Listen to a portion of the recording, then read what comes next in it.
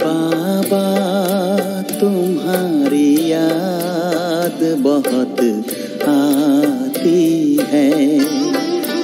मेरे बाबा तुम्हारी याद बहुत आती है। नैन में प्रेम के मोती भी साथ लाती है। मेरे बाबा तुम्हारी याद बहुत आती है।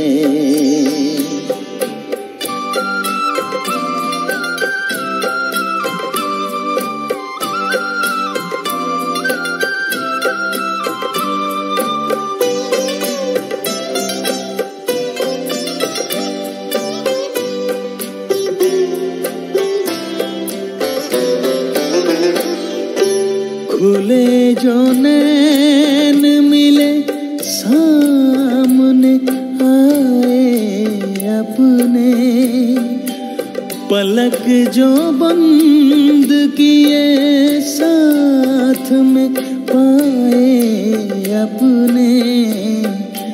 दिल की धड़कन धीरे से बात कह के जाती है। दिल की धड़कन धीरे से बात कह के जाती है। मेरे बाबा तुम्हारी याद बहुत आती है।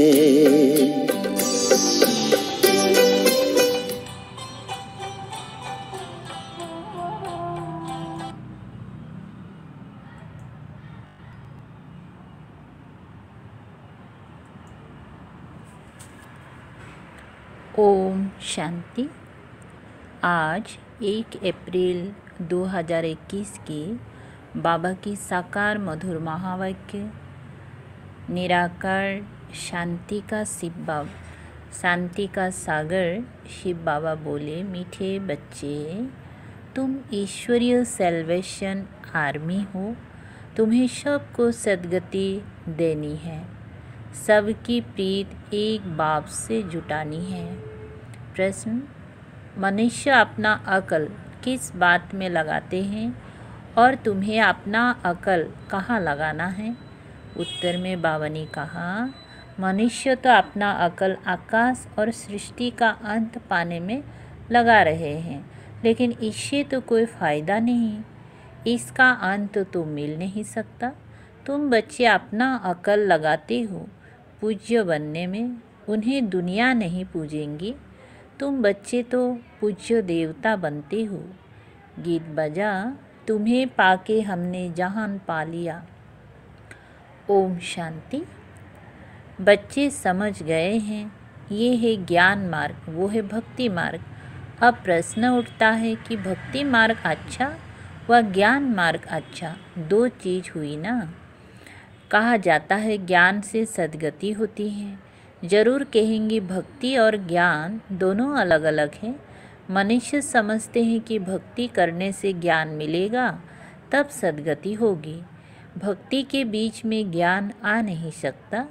भक्ति सबके लिए है, ज्ञान भी सबके लिए है।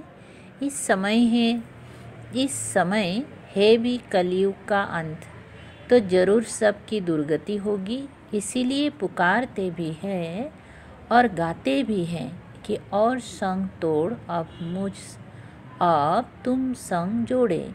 अब वे कौन हैं, किसके साथ जोड़ेंगी, ये तो समझते ही नहीं हैं। अक्षर करके बुद्धि कृष्ण तरफ जाती हैं। हम सच्ची प्रीत तुम संग जोड़े, तो जब कृष्ण से ही प्रीत जोड़ते हैं तो फिर गुरु गुसाई आदि और किसी की दरकार ही नहीं। कृष्ण को ही याद करना है। कृष्ण का चित्र तो सबके पास है। कृष्ण जयंती भी मनाते हैं फिर, और कोई के पास जाने की दरकार ही नहीं। जैसे मीरा ने एक संग जोड़ी, काम काज करते कृष्ण को ही याद करती रहे। घर में रहना, करना, खाना पीना तो होता है। सच्ची प्रीत एक कृष्ण से जोड़ी, जैसे कि वे आशिक और वो मासूक हो गए। कृष्ण को याद करने से फल भी मिलता है। कृष्ण को तो सब जानते हैं, गाते भी है। सच्ची प्रीत हमने तुमसे जोड़ी और संग तोड़ी। एक बाबा से प्रीत जोड़ी और संग तोड़ी। तो मीरा ने तो एक कृष्ण से प्रीत जोड़ी थी और सब संग तोड़ी। अब ऊंचते ऊंच सच्चा तो परम पिता ही है। सबको वर्षा देने वाला एक ही बाप है, उसको कोई भी जानते ही नहीं है। भल कहते हैं परम पिता परमात्मा शिव, परंतु कब आते हैं ये नहीं जानते हैं। शिव जयंती होती है तो ज़रूर आते होंगे। कब, कैसे आते, क्या आकर करते, किसी को पता नहीं। कोई भी मनुष्य मात्र नहीं जानते कि सर्व की सद्गति करते हैं, परंतु कैसे करते हैं, सद्गति का अर्थ क्या है, कुछ भी नहीं समझते। शिव बाबा ने तो जरूर स्वर्ग की बादशाही दी होगी ना। तुम बच्चे तो उस धर्म के थे, तुमको ये पता नहीं था, भूल गए थे, तो फिर और कैसे जान सकेंगे। अभी शिव बाबा द्वारा तुमने जाना है और दूसरों को बताते हो। तुम हो ईश्वरीय सेल्वेशन आर्मी। सेल्वेशन कहो हुआ सद्गति की आर्मी कहो। अभी तुम बच्चों पर रेस्पॉन्सिबिलिटी ठहरी। तुम चित्र पर भी समझा सकते हो। भाषाएं बहुत है, मुख्य भाषाओं में चित्र बनाने पड़ते हैं। भाषाओं का भी बड़ा झंझट है, इसीलिए परदेश ने भी बनाने ही पड़े। चित्र पर समझाना बड़ा सहज होता है। गोले में भी सारा ज्ञान है। सीढ़ी सिर्फ भारतवासियों के लिए है, इसमें और कोई धर्म है ही नहीं। ऐसे थोड़ी ही भारत तमो प्रधान बनता है तो और नहीं बनते। तमो प्रधान तो सब बनते हैं, तो उन्होंने ये सब बुद्धि में सर्विस के ख्याल आना चाहिए। दो बाप का राज भी समझाना है। वर्षा रचयिता से मिलता है, ये भी सब धर्म वाले जानते हैं कि लक्ष्मी नारायण भारत के पहले महाराजा महारानी थे, वह भगवान भगवती थे। अच्छा, उन्हों को ये स्वर्ग का राज्य कैसे मिला? जरूर भगवान द्वारा मिला। कैसे, कब, ये किसी को भी पता नहीं है। गीता में कृष्ण का नाम डाल फिर प्रलय दिखा दी है, रिजाल्ट कुछ भी नहीं। ये तुम बच्चों को समझाना है। चित्र तो सब तरफ है, लक्ष्मी नारायण के चित्र भी होंगी, भले ड्रेस फीचर्स आदि और होंगी। जिसको जो आया सो बैठ बनाया है। श्रीनाथ श्रीनाथिनी, ये राधे कृष्ण है ना। श्री राधे श्री कृष्ण तो ताज वाले नहीं हैं, काले भी नहीं हैं। राजधानी लक्ष्मी नारायण की है, ना कि राधे कृष्ण की।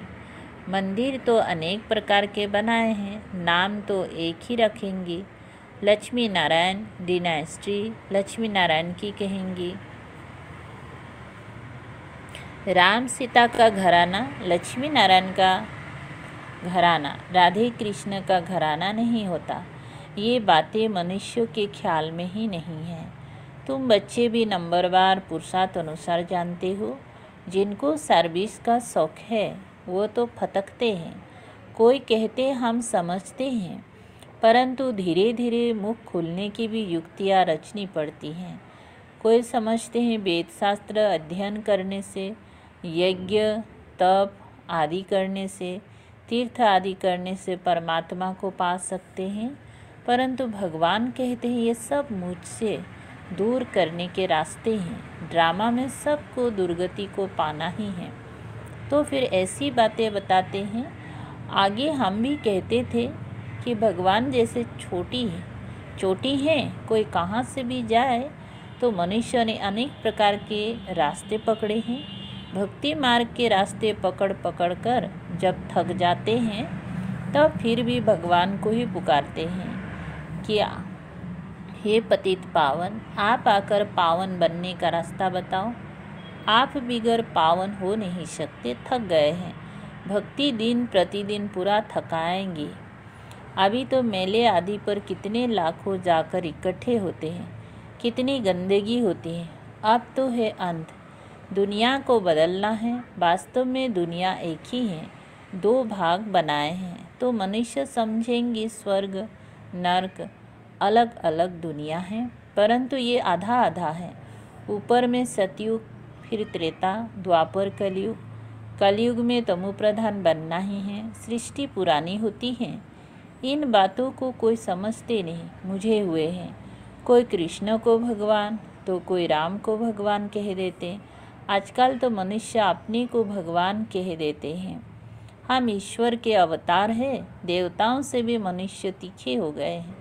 देवताओं को फिर भी देवता ही कहेंगे, ये तो फिर मनुष्यों को भगवान कह देते हैं। ये है भक्ति मार्ग। देवताएं तो स्वर्ग में रहने वाले थे। अभी कलयुग आयरन एज में फिर मनुष्य भगवान कैसे हो सकते। बाप कहते हैं मैं आता ही हूँ संगम युग पर, जबकि मुझे आकर दुनिया को ट्रांसफर करना है। कलयुग से सतयुग हो, बाकी सब शांति धाम में चले जाएंगे। वे है निराकारी दुनिया, ये है साकारी दुनिया। निराकारी झाड़ भी समझाने लिए बड़ा बनाना पड़े। ब्रह्म महतत्व भी इतना बड़ा है जितना बड़ा आकाश है। दोनों का अंत नहीं पा सकते। भल कोशिश करते हैं, एरोप्लेन आदि में जाएंगी, परंतु अंत नहीं पा सकेंगी। समुद्र ही समुद्र, आकाश ही आकाश है, वहाँ तो कुछ भी है नहीं। भल कोशिश बहुत करते हैं, परंतु इन सब बातों से फ़ायदा क्या। समझते हम अपना अकल निकालते हैं। ये है मनुष्यों का अकल। साइंस का घमंड भी मनुष्य में है। भल कितना भी कोई अंत पावे, परंतु उनको सारी दुनिया पूजेंगी तो नहीं। देवताओं की तो पूजा होती है। तुम बच्चों को बाप कितना ऊंच बनाते हैं, सबको ले जाते हैं शांति धाम। भल ये सब जानते हैं हम मूल वतन से आते हैं, परंतु जिस प्रकार तुम समझते हो वैसे दुनिया नहीं जानती। वो क्या है, कैसे आत्माएं वहाँ रहती हैं, फिर नंबरवार आती हैं, ये कोई नहीं जानते। ब्रह्म महतत्व में निराकारी झाड़ है, ये नहीं समझते हैं। सतयुग में थोड़े रहते हैं, बाकी सब आत्माएं मूल वतन में रहती हैं। जैसे ये साकारी वतन है, वैसे ही मूल वतन है। वतन कभी खाली नहीं होता, ना ये ना वो। जब अंत होता है तो ट्रांसफ़र हो जाते हैं। कुछ तो इस वतन में रहते हैं। सारा वतन खाली हो जाए फिर तो प्रलय हो जाए। प्रलय होती नहीं, अविनाशी खंड है ना। ये सब बातें बुद्धि में रखनी है। सारा दिन यही ख्यालात चलते रहें, हम किसका कल्याण करें। तुम संग प्रीत जोटी तो उनका परिचय देवे ना, वो बाप है, उससे वर्षा मिलता है। कैसे मिलता है सो हम बता सकते हैं। बताने वालों में भी नंबरवार हैं। कोई तो बहुत अच्छी रीति भाषण करते हैं, कोई नहीं कर सकते हैं, तो सीखना पड़े। हर एक बच्चे को अपना कल्याण करना है। जबकि रास्ता मिला है तो एक दो का कल्याण करना है। दिल होती है, औरों को भी बाप से वर्षा दिलाए। रूहानी खिदमत करे, सब एक दो की सेवा करते हैं। बाप आकर रूहानी सेवा सिखाते हैं और कोई भी रूहानी सेवा नहीं जानते। रूहानी बाप ही रूहों की सेवा करते हैं। जिस्मानी सेवा तो जन्म जन्मांतर बहुत की, अब अंतिम जन्म में रूहानी सेवा करनी है जो बाप ने सिखाई है।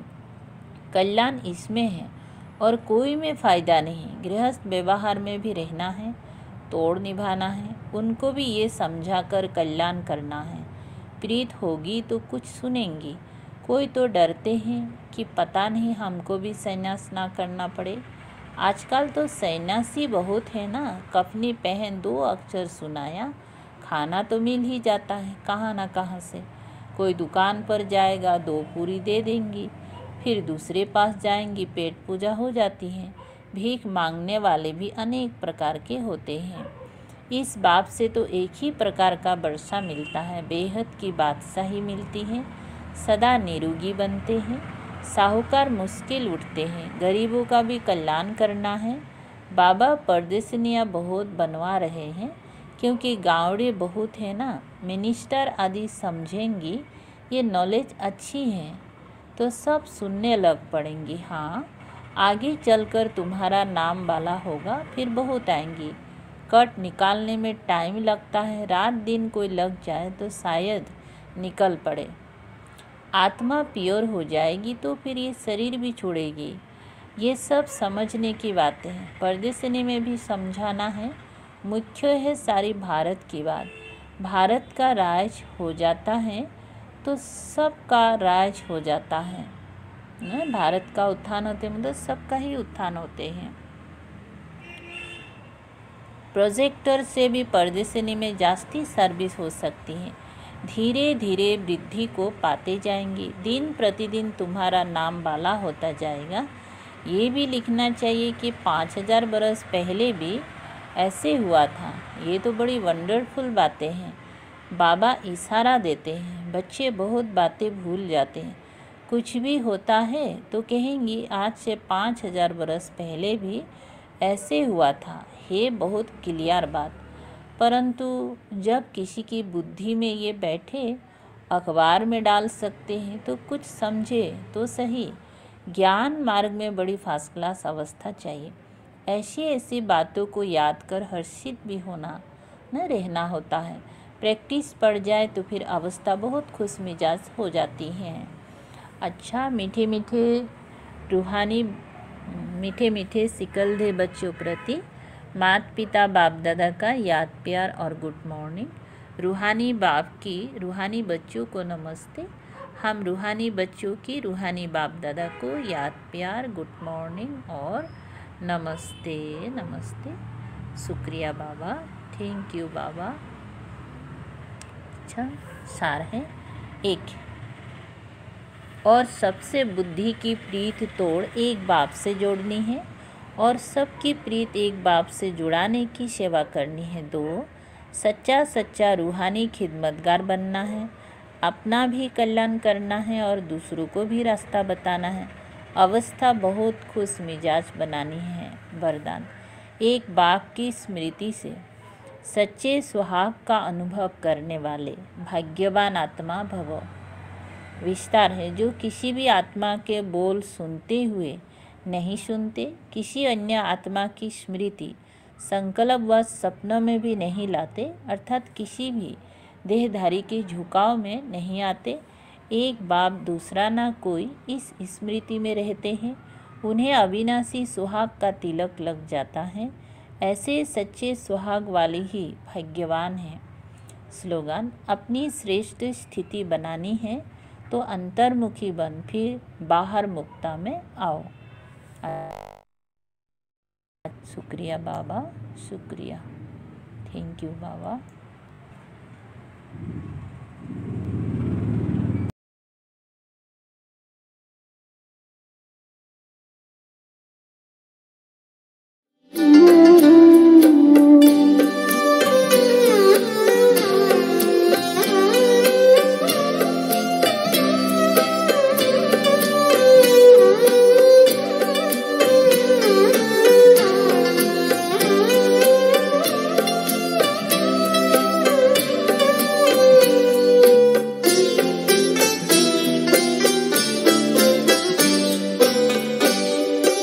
यही दिल चाहता जी भर के तुमसे बात करूं, तुम्हें देखूं सदा, तुमसे ही मुलाकात करूं।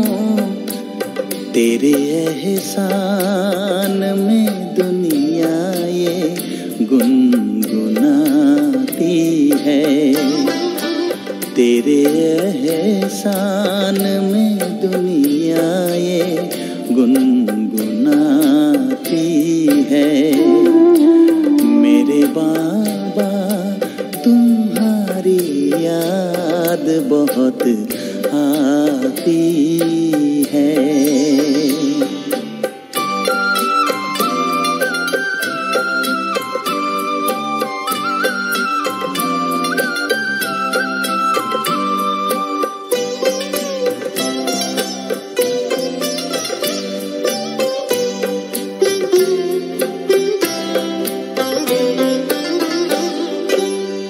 कभी मुरली सुनाते तो बजाते भी देखा, तो लाल अक्षरों से लिखते भाग्य की लेखा।